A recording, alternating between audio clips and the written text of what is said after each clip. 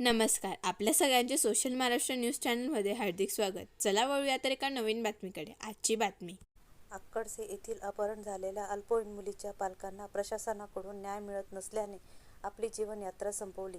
उबाठा शिवसेना उपजिल्हाप्रमुख शहानाभाऊ सोनवणे. अक्कडसे तालुका शिंदखेडा येथील गेल्या ऑगस्ट महिन्यात एका आदिवासी अल्पवयीन मुलीला दिवसाढवळ्या अपहरण करून घेऊन गेले असता त्यांच्या साथीदारांनी अल्पवयीन मुलीच्या काकांना चांदसे तालुका शिरपूर येथे तुमची मुलगी आहे असे खोटे बोलावले व बेदम केली. त्यांनी मुलीच्या काकांच्या तोंडातून रक्ताच्या उलट्या होईपर्यंत मारहाण केली.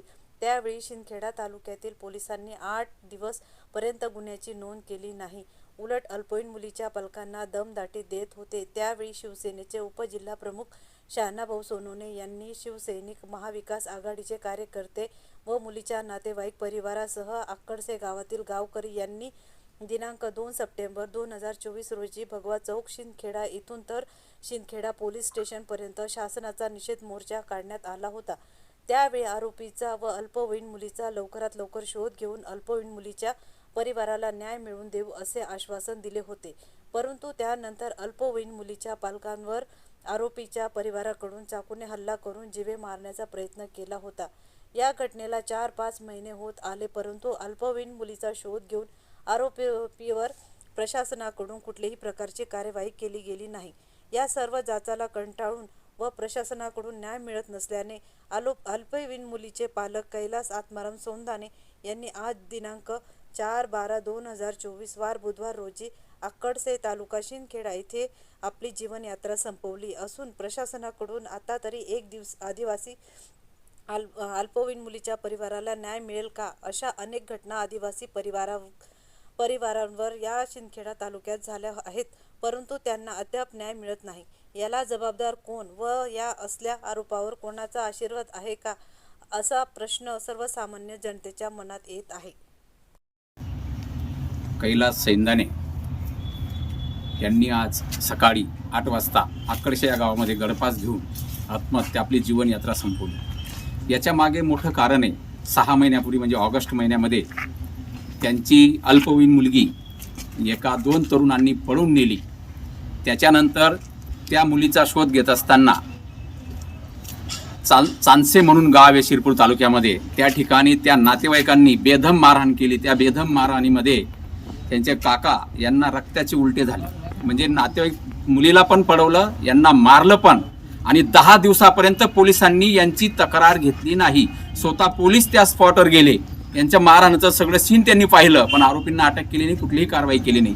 त्याच्यानंतर ही घटना माझ्यापर्यंत आल्यानंतर मी आदिवासी वाल्मिक लवे सेनेच्या वतीने व सगळ्या समाजाच्या वतीने त्याचबरोबर सर्व पक्षीय नेतेनी मिळून 4 सप्टेंबरला या पोलीस स्टेशनवरती निषेध मोर्चा काढला की अल्पवयीन मुलीला तात्काळ शोधा आणि ज्या लोकांनी या मुलीच्या पालकांवरती अत्याचार केले, मारहाण केली, हल्ला केला, त्यांच्यावर सुद्धा पोस्को लावा आणि त्या परिवाराला तात्काळ अटक करा, अशी मागणीसाठी निषेध मोठा मोर्चा निघाला.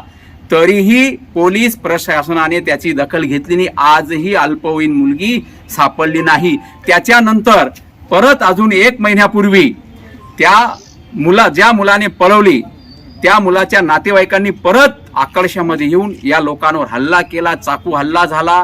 तेव्हाही ते दवाखान्यात ॲडमिट झाले आणि त्याच्यानंतरही पोलिसांनी कठोर अशी कारवाई आरोपींवरती केली नाही.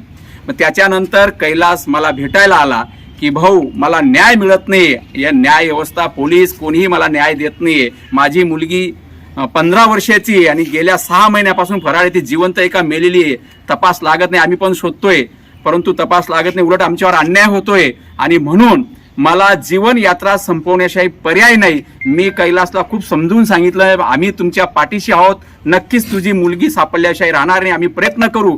पण शेवटी आज सकाळी 9:30च्या सुमारास रावसाहेब सैंदाने यांनी मला फोन केला की कैलासने आपली जीवन यात्रा संपवली. मित्रांनो, अतिशय दुर्दैवी घटना आहे की ज्या पालकाच्या मुलीला, अल्पवयीन मुलीला पळवलं, परत त्यांच्या परिवाराला 2-3दा मारठोक झाली, चाकू हल्ला झाला, तरीही पोलिसांनी पाहिजे तशी कारवाई केली नाही आणि मुलीचा शोध घेतला नाही. म्हणून आज या परिवारात एक मुलगी तर गेलीच, पण एक पालकत्व जो करता होता त्याला सुद्धा आपली जीवन यात्रा संपवावी लागली. अतिशय निषेधार्थ गोष्ट आहे.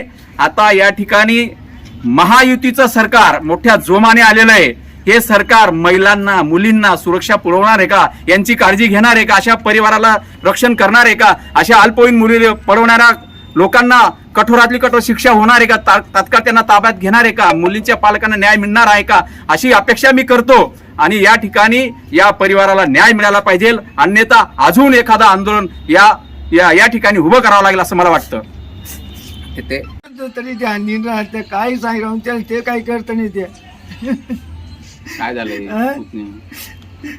आम्ही सगळ्यापासून कामे चालला करून म्हणा भाऊने आम्हाला मागे पाशी लिहिली ती 2-3 काय कारण? समजायला गेलं काय पोरमुळे पोरगी सापडली नाही म्हणून पोर सापडली नाही म्हणून आणि पोलिसांनी ध्यान दिली नाही आणि 2-1दा त्यांच्या नातेवाईकांनी हल्ला केला.